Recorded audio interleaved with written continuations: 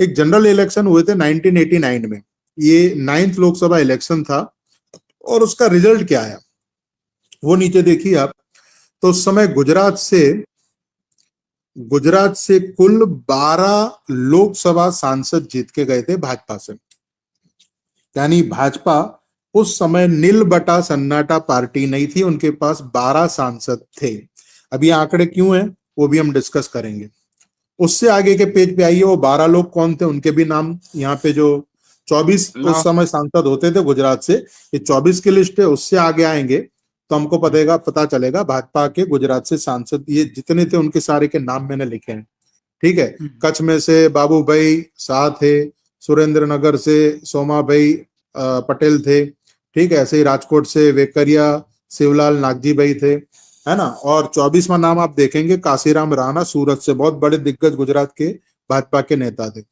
ऐसे 24 लोग हैं। 10वां नाम देखिए अरिन पाठक है, अहमदाबाद से इलेक्शन जीते थे सांसद का लोकसभा में। तो ये कमजोर पार्टी नहीं रही। 19 जो भी डेट रही आपकी, उसमें इनके पास 12 सांसद थे। अच्छा, इससे आगे आइए। अभी 1989 में भारत भर में भाजपा के कितने सांसद रहे, तो वो देखिए नंबर आप 85 है। देखिए 225 में इन लोग ने इलेक्शन लड़ा भाजपा की सीटों ने, प्रत्याशियों ने, जिसमें 85 जीत के आए थे। 85 बहुत बड़ा नंबर है, और आप जानते हैं उस टाइम हंग पार्लियामेंट टाइप का सिचुएशन हो गया था। अच्छा, इसके बाद एक पेज नीचे आते हैं हम। आपके जो श्रोता है वो विश्लेषक ज्यादा है, इसलिए हर फैक्ट देंगे। 1990 में गुजरात में लेजिस्लेटिव असेंबली का इलेक्शन हुआ था, विधानसभा का इलेक्शन जो इसको कहते हैं। उसमें इनके पास कितनी सीट आई, एक पेज और नीचे जाइए, तो उसमें इनके पास 67 सीट आई। 67 इनके पास विधानसभा सदस्य थे। अब इनकी भूमिका आगे हम चेक करेंगे। तो यहाँ पे भाजपा को 67 सीट मिली, और जनता दल को 70 मिली, और कांग्रेस की 33 थी। यानी कांग्रेस तो कहीं सत्ता पे आने के लायक नहीं थी, जो भी आएगा पेचअप करके आएगा। तो भाजपा और जनता दल इन दोनों का पेचअप हुआ, एक ज्वाइंट सरकार बनाई गई, ठीक है। अभी आप नीचे आइए, पेज नंबर 32। हाँ बस। तो 1990 में भाजपा ने चिमन भाई पटेल की जनता दल से उससे गठबंधन करके चुनाव लड़ा था, ठीक है। और मैंने आगे जो कहा ना 67 और 70, तो जो आंकड़ा रहा उसमें ज्वाइंट वेंचर की एक सरकार बनी। ज्वाइंट वेंचर मतलब ये गठबंधन की सरकार बनी। तो गुजरात में भाजपा जनता दल की सरकार बनी, और उसमें केंद्र में भाजपा समर्थित वीपी सिंह की सरकार बनी। यानी भाजपा उस समय कमजोर नहीं थी, पार्टनर थी पावर में, केंद्र में भी गुजरात में भी, ठीक है। अच्छी खासी संख्या से उनके पास सांसद और विधायक थे। एक पेज नीचे आए। अभी राम मंदिर का आंदोलन जब शुरू हुआ, आडवाणी जी रथ लेके निकले, उसी टाइम आप देखें, उससे थोड़े टाइम पहले तो कश्मीर में हिंदुओं का पलायन शुरू हुआ, और गुजरात में लतीफ का जो मैंने बोला था वो किस्सा चल ही रहा था। आडवाणी जी की जब गिरफ्तारी हुई, उस मुद्दे पे भाजपा ने समर्थन सत्ता से वापस लिया। चिमन भाई ने गुजरात में कांग्रेस के साथ सरकार बना ली, क्योंकि उनको सत्ता में रहना था। तो जैसे ही भाजपा गई तो उन्होंने कांग्रेस के 33 एमपी यहाँ मैं एक बात कहूंगा कि इसी वीपी सिंह सरकार में पहली बार एक मुस्लिम, महबूबा मुफ्ती का पिता गृह मंत्री बना, जिसको 85 सीट वाली भाजपा ने नहीं रोका। और उनके बनते ही एक महीने बाद ही कश्मीर में हिंदुओं पर आक्रमण हुए, पलायन हुआ, हिंसा हुई। लेकिन इस मुद्दे पर भी भाजपा ने वीपी सिंह की सरकार से समर्थन नहीं खींचा। वीपी सिंह की सरकार मंडल कमीशन बनाकर हिंदुओं को तोड़ा वीपी सिंह की सरकार ने। उस मुद्दे पर भी भाजपा ने वीपी सिंह की सरकार से समर्थन नहीं खींचा।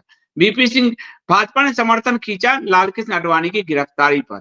तो वीपी सिंह की सरकार में मुस्लिम गृह मंत्री बना पहली बार, उसके भाजपा ने नहीं रोका, ना उससे समर्थन लिया। मुस्लिम गृह मंत्री ने अपनी बेटी का अपहरण करवाकर पूरे कश्मीर में हिंदुओं के पलायन, बलात्कार, हिंसा सब करवाया। भाजपा ने उस आधार पर भी समर्थन नहीं खींचा, और मंडल कमीशन लागू करके हिंदुओं को जातियों में तोड़ा, भाजपा ने उससे भी समर्थन वापस नहीं खींचा। SC ST एक्ट लागू किया, उस पे भी समर्थन नहीं खींचा। भाजपा ने समर्थन सिर्फ अपने स्वार्थ पे आडवाणी की गिरफ्तारी पर खींचा। हिंदू के किसी हित पर भाजपा ने वीपी सिंह से समर्थन नहीं खींचा। हाँ, नेक्स्ट पेज पे आए हम कुछ क्वेश्चन यहाँ पे रखना चाहेंगे ये आंकड़ों की मदद से। ये आंकड़े किस लिए दिए गए वो भी हमें थोड़ा समझना। नीचे पेज पे आ जाइए, एक पेज नीचे। हाँ, अब यहाँ से मुद्दा ये है कि गुजरात में और केंद्र में दोनों ही सरकारों में भाजपा सहयोगी थी, कहीं कमजोर तो थी नहीं, सत्ता में नहीं थी ऐसा नहीं कह सकते।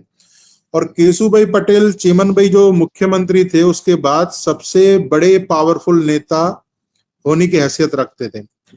तब लतीफ गैंग पर कोई कार्यवाही क्यों नहीं हुई, कड़ी कार्यवाही क्यों नहीं? रूटीन में जो चल रहा था वही होता रहा।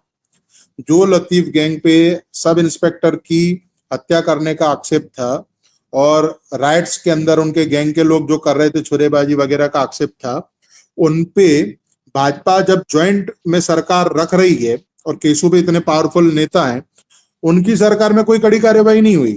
अच्छा, दूसरी बात यहाँ पे देखेंगे, गुजरात भाजपा के पास 12 लोकसभा सांसद थे, 67 विधायक थे।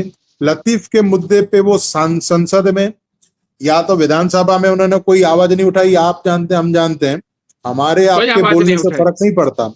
एक ओवैसी तो आज भी संसद के अंदर कन्हैयालाल पे आवाज नहीं उठाते हैं, वो आवाज उठाते हैं संसद के बाद चुनाव के समय नहीं कन्हैयालाल करते हैं। आज तक कन्हैयालाल के गला रेतने पर भाजपा ने कोई आवाज नहीं उठाई।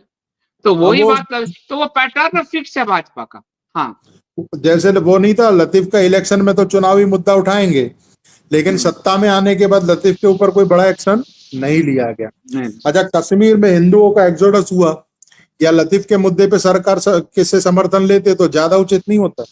अगर आप हिंदू रक्षक थे या तो हैं, तो कश्मीर में हिंदुओं का जब एक्सोडस हुआ तब आप समर्थन ले लेते वापस। आपके तब भी 85 सांसद थे लोकसभा में, लेकिन वो उस समय नहीं, आडवाणी जी के रथ यात्रा रोकने के बाद ये घटना हुई उनकी समर्थन वापसी की।